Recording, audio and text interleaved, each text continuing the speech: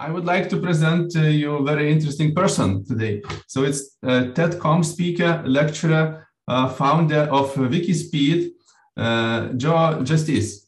So some interesting facts about Joe is that Joe's teams have held 4-volt records. Yeah. Yes. And also Joe constructs and builds cars and small houses and even small some robots. So it sounds really impressive. And the questions that we want to get to the answers today is how to work on the very short sprints, 3-hour sprints. Is that correct? All right. And also do a lot of deployments at the same time, 27 deployments per week.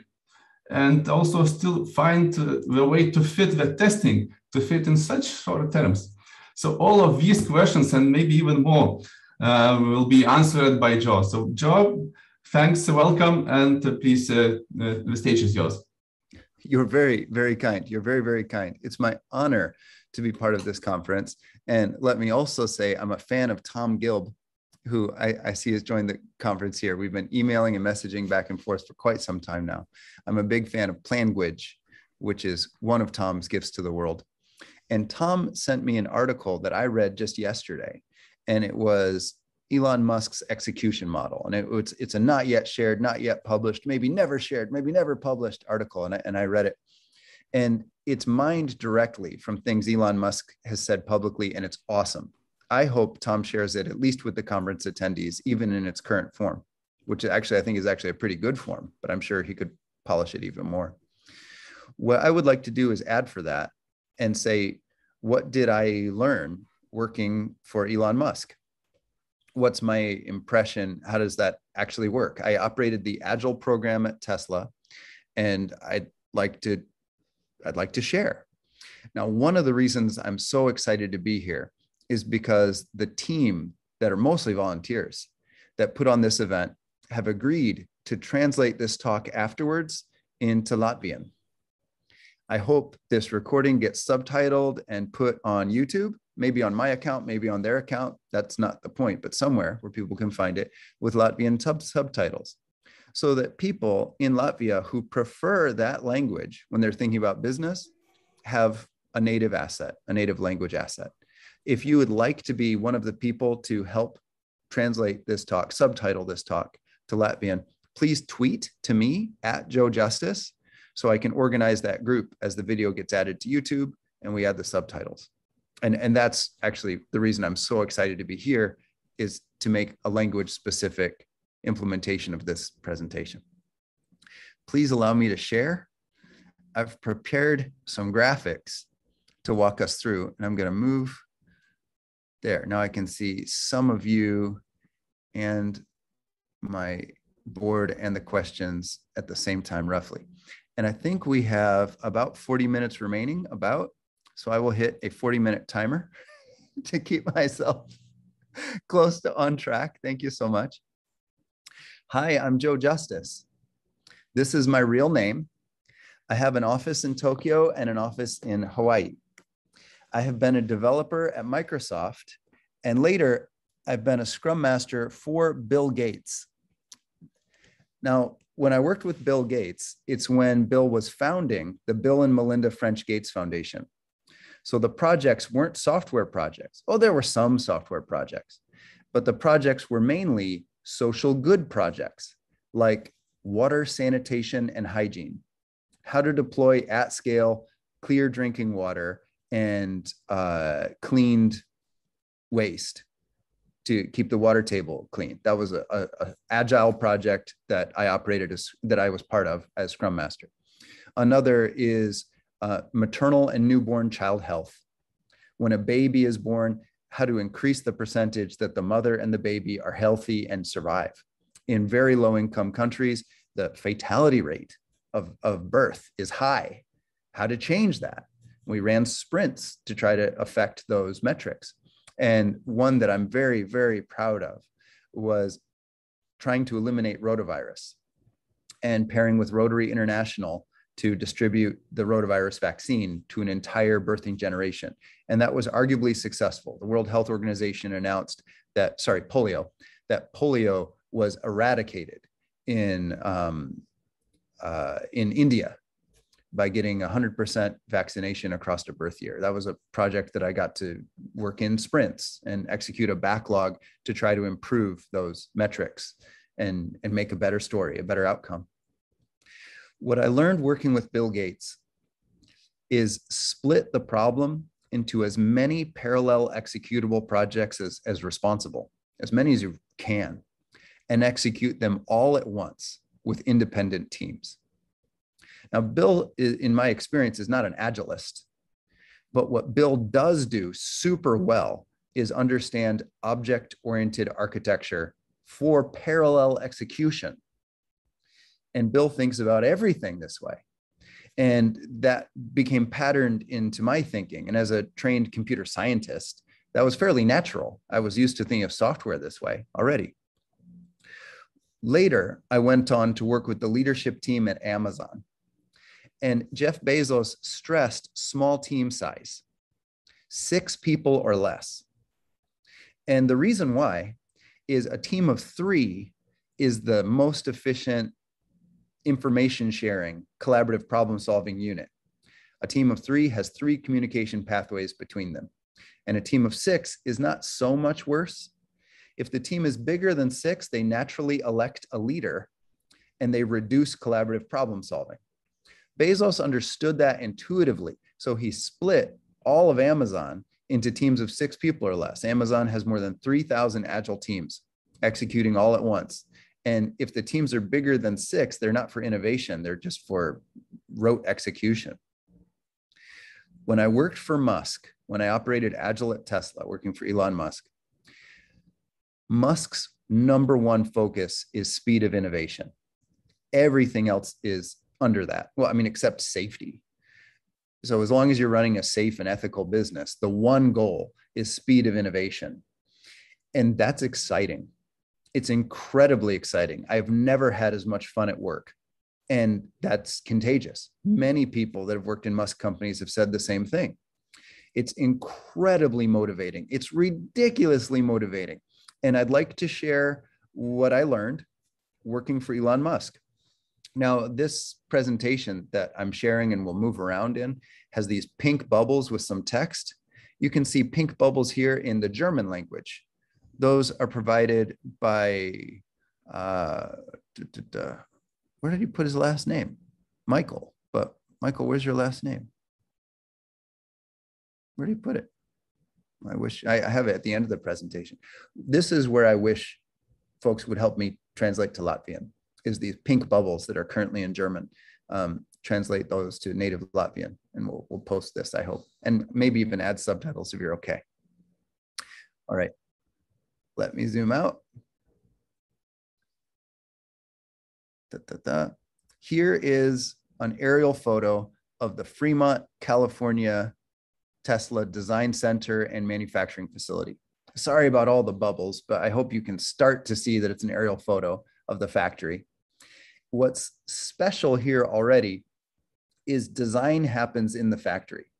It's not primarily other offices somewhere else in the world where design happens for the hardware. The hardware is designed on the line. And I'd like to show you what that looks like and what that makes happen.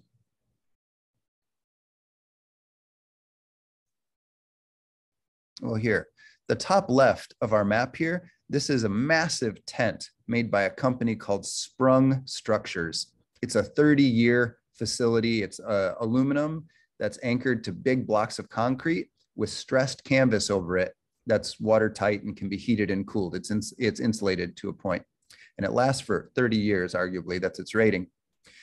That building could be put together in a day. And Tesla and SpaceX love factories made out of that type of material. They can erect them in a day. And then shipping containers are lined up on each side. And the Tesla employees, in this case, or SpaceX employees, can open anywhere along the sides of this tent. So they make an opening right where the container is and mass unload the input and mass load the output. and they in real time roll machinery and robots on casters in between these to, on that day, what's the optimum flow of manufacturing. It's extremely agile. It's very different than any of the other production facilities I've been in. And in the chat, if I'm allowed to chat, I think it's disabled. I'll attempt to share a YouTube link. Let's see if I can. Okay, at least I can. I just shared a YouTube video. You don't have to watch this now, but you can. It's a video explaining how new product introduction happens during manufacturing. I'll show a graphic of it here. We have these computer controlled routers. We control them from our phones or a lap or a tablet, and parts are flowing into an agile production line.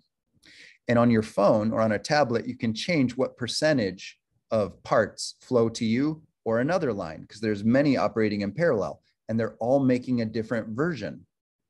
So at any one time, there's potentially hundreds of versions of a given Tesla product being manufactured.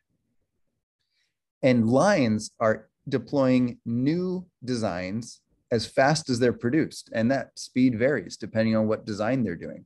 Some small changes can happen very quickly. Some big changes might take a longer time. What makes this responsible is automated test called definition of ready. Are parts coming in ready for you? That's driven by machine learning on mostly visual. It uses a lot of the autopilot stack, artificial intelligence stack. And then definition of done, visual scanning of your parts. Does it look like they'll fit? Do we understand the alloy they're made of? Do they have bubbles inside them that might make them fail because there's x-rays? And the machine learning stack is auditing the hardware to branch them back in. In this way, you have many parallel agile production lines, agile new product introduction, and any one of them might be introducing a new change, a new model, a new version about once every 3 hours. Tesla does not use Scrum as a rule. They allow Scrum. What they want is fast new product introduction. So I used a whole bunch of Scrum when I operated Agile at Tesla, but I used that to get teams started. Once they were started, we actually used open space and mob, for those of you that are familiar with that. And we would open space around a new agenda about every 3 hours on one of these lines, and everybody. And then we would mob when we're in that line. I mostly did definition of ready and definition of done to help update the autopilot stack, the artificial intelligence of parts going in and out. There's an example from Europe. We'll get there later. Yep, there's the graphic of communication size, but that's back from my time with Bezos. Let's get to what I learned from Musk.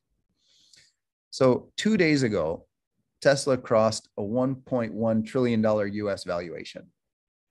That's October 25th, 2 days ago. If you add up the total value of every other car company on planet Earth, it's the same. So what's Tesla doing that's so special? What's Tesla doing that's so different? I'll say I believe it's pace of innovation. Musk's stance is pace of innovation is the only thing that matters. Tesla has new hardware and new software, new glue, new shaped metal, for example, a heated charge port or a higher capacity charge port about every 3 hours. For every other auto company on this list, a fast-tracked new product introduction is 2.5 years. Well, how does that work? To answer that, I've got a graphic here of a hardware API, an application programming interface, the inputs and outputs of hardware. Here's part of the new Tesla Model S. It's called the Plaid. It's the fastest production car ever made, period, in the world. It's their battery pack. And what this defines is the inputs and outputs of the battery pack. The coolant outlet manifold, the coolant inlet manifold. Now there's more. There's data channels. There are software APIs as well. But by clarifying the API for the hardware and the software, other teams on the other side of that API can work completely independently. And they only have to recertify the new module. They actually do recertify the entire system in automated integration testing, but I'll show that later. What this does is simplify the way humans can think about the problem. Imagine if you were writing software. You're writing a new version of Windows or Mac OS or Linux. And imagine you have to think about the entire software all the time to make any change. Well, that's the way a lot of hardware companies still operate. And it's really difficult. So they make huge plans up front to try to reduce the impact of integration and dependency on each other. Well, in software, we've learned to modularize. You split off the credentialing system, and even that has subsystems, subfunctions, submodules. The data store is separate potentially from the user interface. So you can think about a small piece at once. Well, Tesla is really good about doing that in hardware. The car, it's like it's built out of Legos. SpaceX does the same thing. That means engineers with their own procurement can work on any little piece at the same time. Maybe it's even easier to see how Tesla does it with the factory. It's really big, it's really visual. The picture on the left was taken the same day the land in Texas was bought, it was purchased. Someone in Tesla bought a whole bunch of land in Texas, and that day they cleared and leveled the land. Now, for most companies, that would take several months, maybe even several years. Tesla, the day they bought the land, they cleared and leveled it. 90 days later, you can see the factory on the right. Now, the factory is built out of repeating structural modules, each with their own power, solar power on top, their own plumbing, water in, water out. Basically, it's an API. It's a hardware API. Water in, water out, clean air in, scrubbed air out, set ambient temperature in, extruded heat out. And they're these cube chunks. Now, the moment one of these cube chunks is built, they're already in production. Here's a zoom in of that photo. These are cast front ends of Tesla Model Ys. There's engineering and production happening in this building as it's being built, section by section.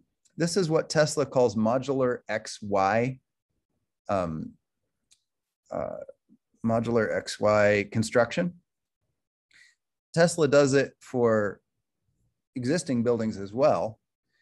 For example, here's a building I worked in, or next to a building I worked in most of the time in Fremont, California at the mothership, we called it. We install structural pilings to hold heavier things on the roof and then create these reusable modules on top to expand the space. Modular Z construction. Oh, SpaceX does the same thing. Here's the first few sprint reviews from SpaceX. And a sprint review in hardware means tested, certified, used product. So we don't have design sprints and feature sprints. We have product releases. That's one sprint. So the first sprint for SpaceX was 2 years. That's what it was. That's what it took to get to launch. And that rocket blew up. It failed. The next sprint also took 2 years. That rocket blew up. It also failed. Then 2 years later, third rocket blew up. It also failed. 2 years later, success. So SpaceX is on 2-year sprints, a little less than 2 years, actually, 1 point something. Then they got to 1-year sprints. What was the difference? They started building automated testing fixtures from the first sprint. So for example, as they're welding these, well, first rockets were composites, but then they started making them out of aluminum, titanium, and then eventually steel. As they're welding these barrel sections, they would have to take the barrel sections off to X-ray them to check the welds. Well, SpaceX engineers built their own X-ray machine on the welder. So as the weld is being done, it's being X-rayed. This is taken from the idea of test-driven development and DevOps in software. It's the same thinking. So the weld keeps going until the test passed. So by the time the part is removed from the welding machine, it passes test. That's like continuous deployment. It's immediately stacked, which is integration put on the rocket. And you see 1-year sprint, 1-year sprint, 1-year sprint. Starts to look like this. This is one of those sprung structures, one of those tents. From the moment the tent is erected, they're already building rockets. So there's people on laptops here sitting on the dirt floor with no air conditioning yet. And they're welding rockets, building rockets, designing them at that point. And it organically grows in series of tenths. And then as the rockets are stacked and gets tall enough, they need these tall buildings called high bays for when high winds come to keep them from blowing over. And then eventually these things have launch towers built along the side of them, which you can see starting to be erected here on this map. And all of these rockets go through automated testing. Here's a sprint review from SpaceX now. And here's 2 Falcon 9s autonomously landing. They're the booster sections. Now, there's no human with a joystick. This is totally automated. This is good DevOps. This is automated test and deploy. SpaceX does this every 2 days now. SpaceX is now on 2-day sprints. I'd like to show you an example of a sprint. Here's a single sprint at SpaceX. Here's the parallel executing teams that are minimally dependent on each other. They have their own procurement, their own structural engineering, their own software engineering, so they don't have to wait on each other. So there's not queue states. Each module team is like their own little company. They're on sprint 24 of Starship now, which is the largest rocket ever made by humans. Here's a previous sprint. Here's September 12th. This one I just showed you was October 23rd, so that's 4 days ago. Here you can see they just started sprint 22 on Starship, and they just finished booster 4. So they have an independent with a known API between the Starship and the booster. And previously you can see they finished a launch tower, and they finished a launch ring, and they finished booster 3, and we're just starting booster 4 on 9th of July. So here are the parallel executing hardware groups. Well, they iterate the aesthetics as well. And I think this is important for morale. So this thing that started as a tent making rockets is now a city. And the city has a name. It's called Starbase. And it has a beautiful light up sign that was designed by a bunch of expert graphics designers, human factors, and human experience researchers and engineers. Just high levels of beauty. The products themselves have embedded designers. There's not separate design teams.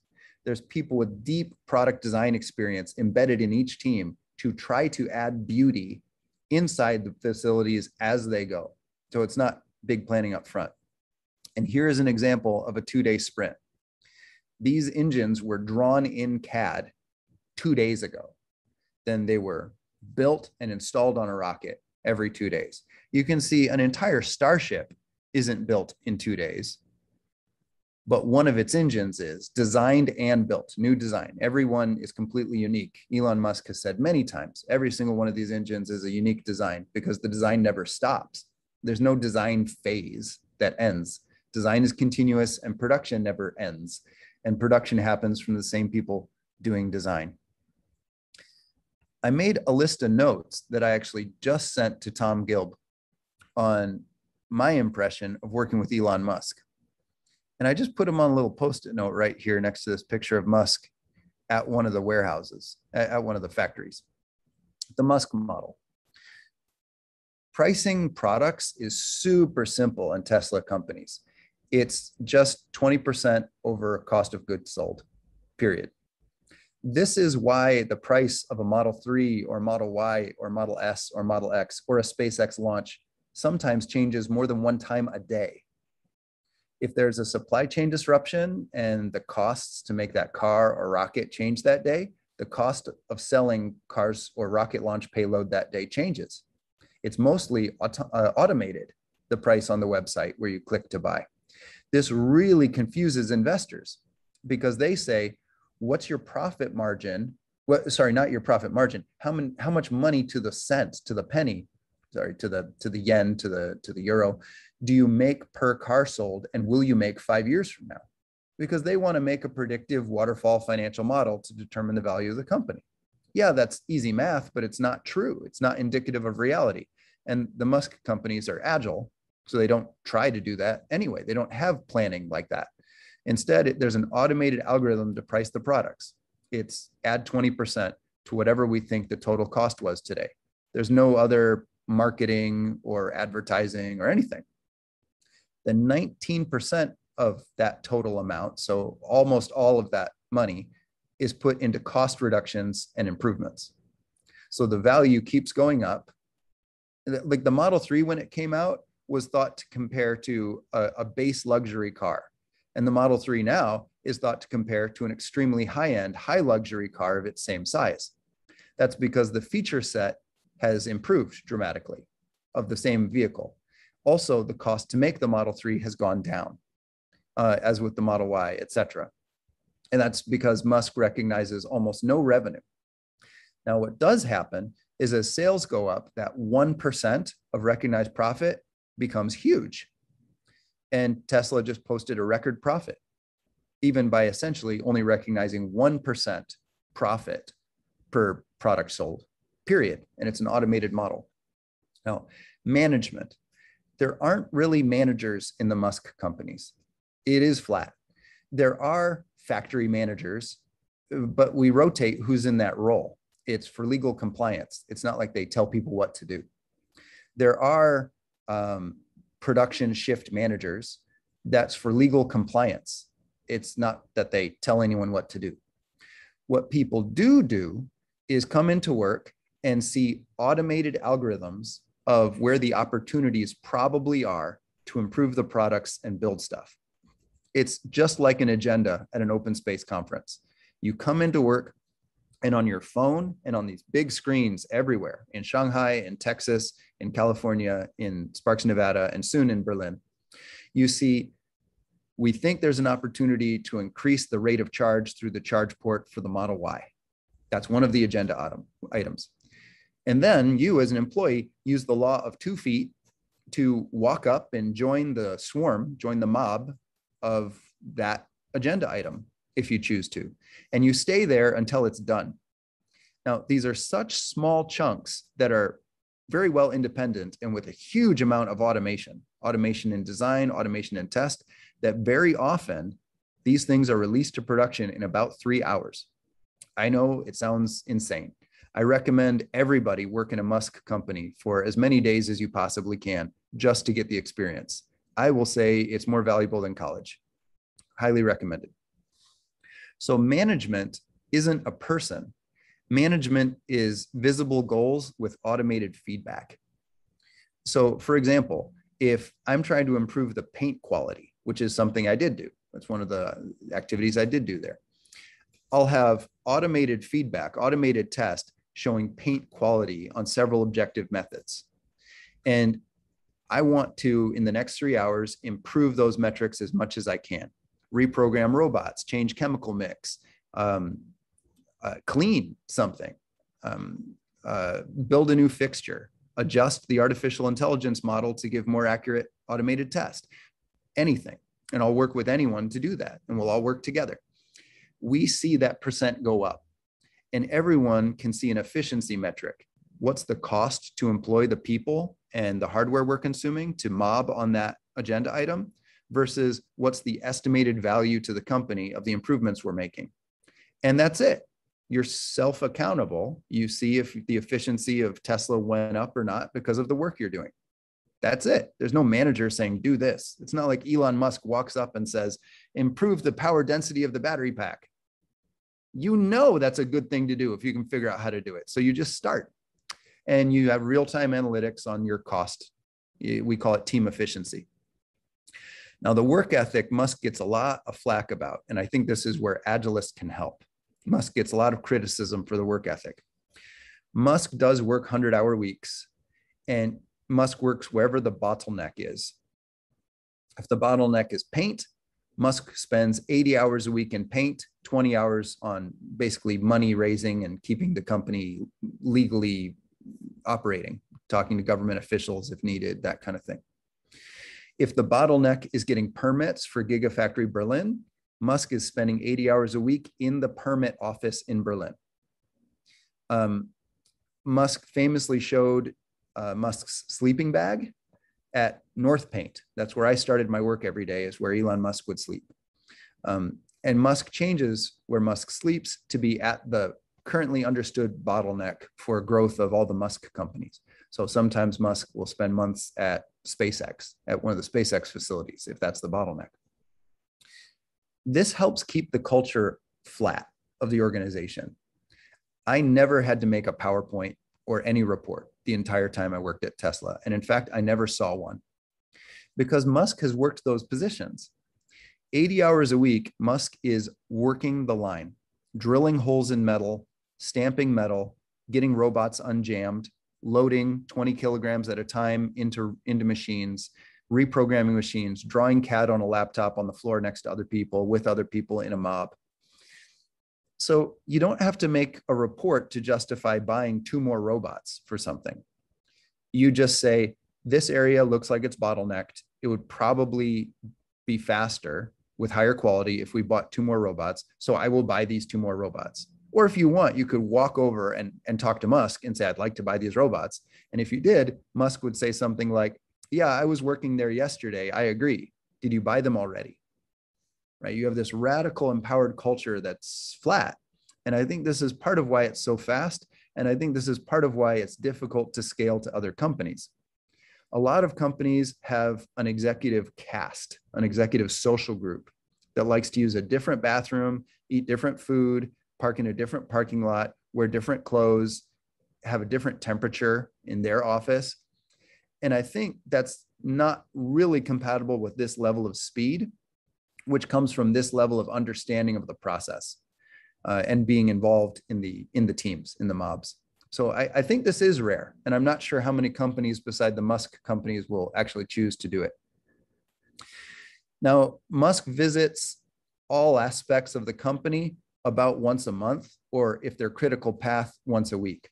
So although Musk will be sleeping at the bottleneck, Musk will visit the autopilot team at least once a month.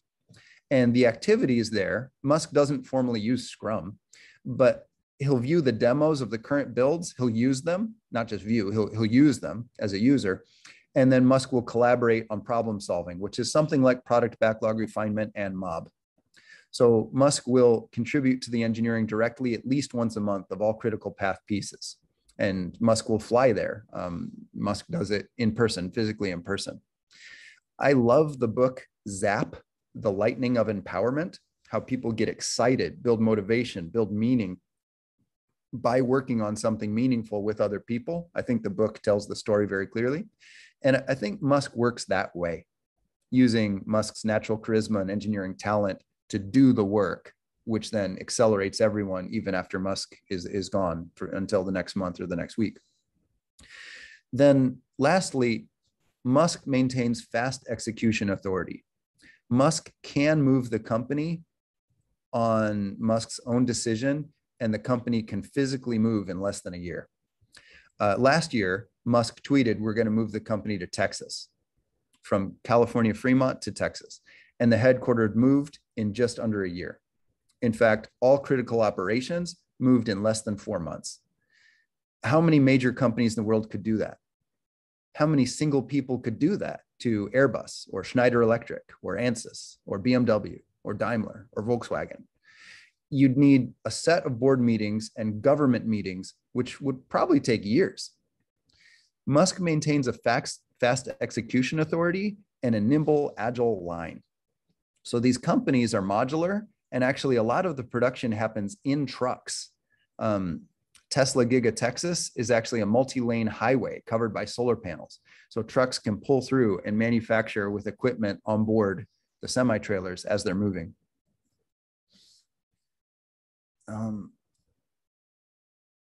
At this point, I'll zoom out to see the entire factory. I've prepared a class. This is actually how I make my living now, is I teach what I think I learned operating the Agile program at Tesla. I call it the Agile Hardware Developer. And we talk about how estimation happens at SpaceX, how suppliers work. If you're changing every 3 hours in hardware, how do you work with suppliers? How does stamping and casting work, which are typically multi-year change operations?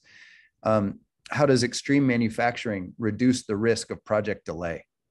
How do we do sprint review and retrospective? What's the maintenance model look like? How do we do product design and introduction?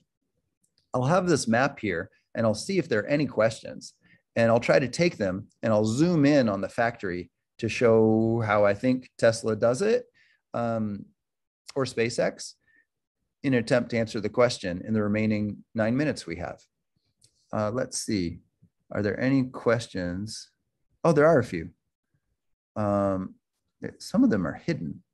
Yes, there are questions, and I hid two questions that were testing for testing purposes.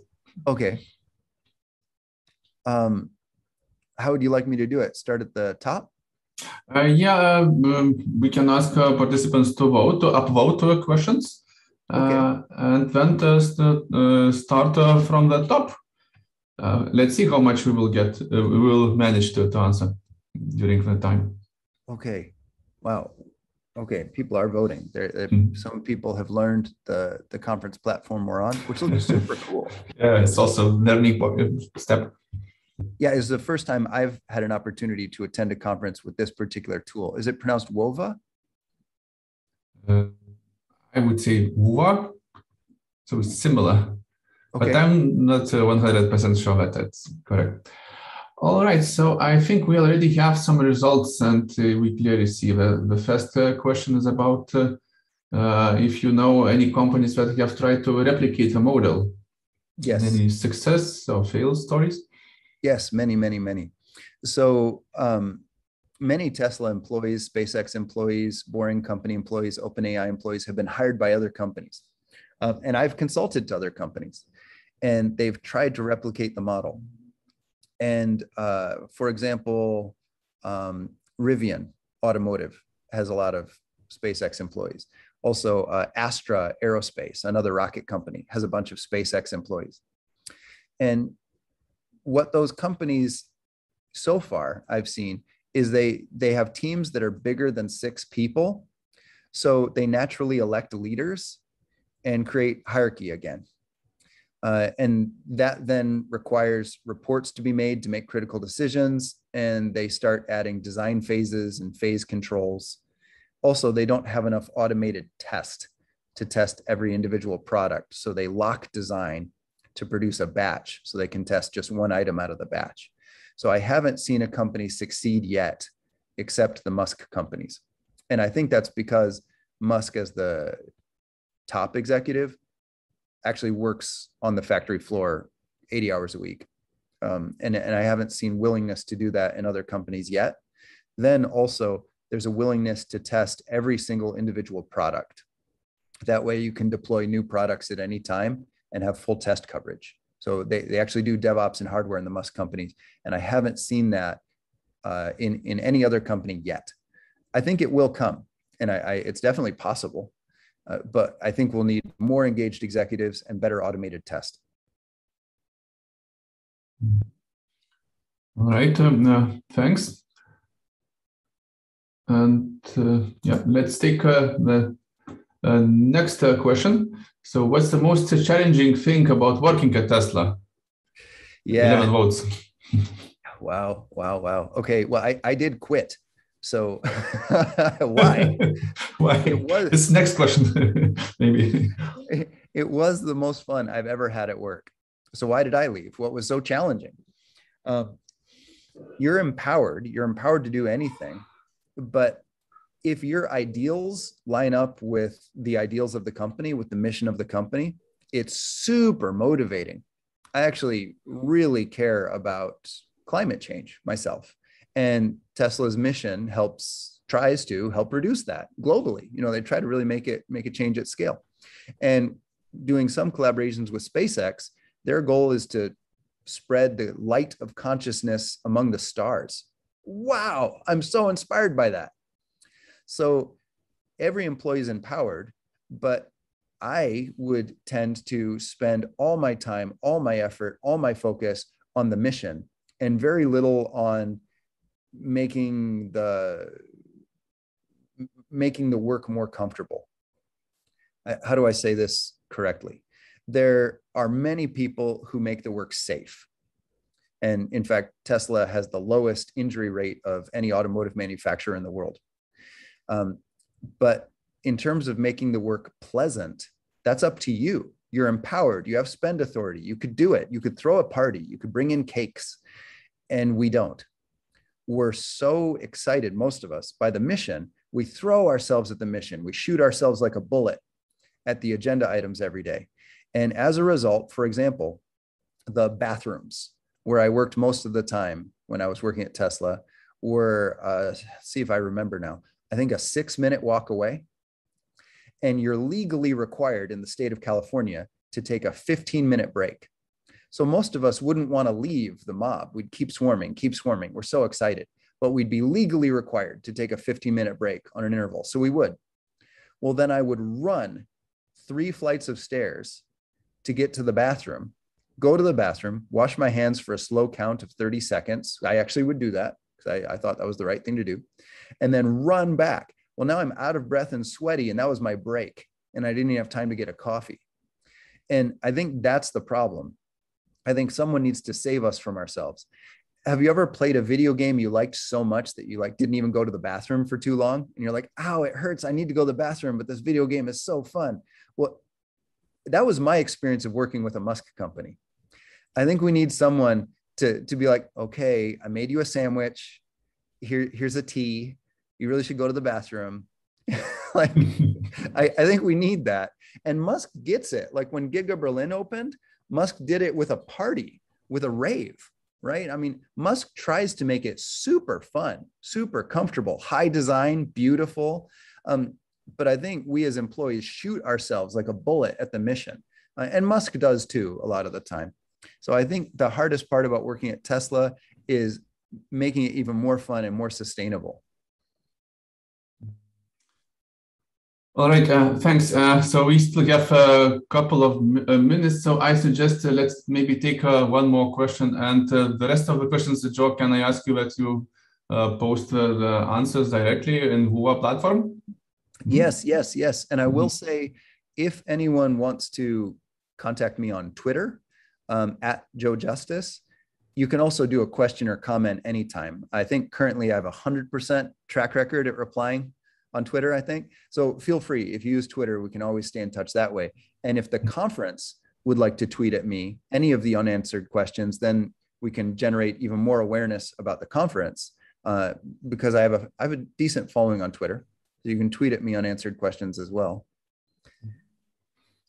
All right, so then, Joe, the last question. So what you presented is mind-blowing, but what would be the first step towards such effective organization? What would you suggest for an average agile company? You're very kind. Thank you so much. Well, I wrote a book on it, and I called it Scrum Master. Now, there's a lot more in here than what Scrum is, right? Like there is extreme manufacturing and organizational transformation model, but I called it Scrum Master to hopefully get more viewership. And it does include everything I think I know about Scrum. Well, chapter 10 is everything I think I know about Agile Hardware or extreme manufacturing. And chapter 16 is everything I think I know about starting this in a company, from the top or from the bottom or from the middle. The first 50 pages of the book are free at the link you see here, which I'll try to put in the chat. And at least the first 50 pages are in 7 languages now. The German version isn't done. The French version is not done. The Portuguese version is not done. The Chinese version is not done, but Japanese, Spanish, and English are done. And there's 50 pages in all these languages. Please tweet at me if you could help me start translating into Latvian or any of the languages I mentioned, or any other language. My dream is to provide this in every UN language. So read the book. First 50 pages are free.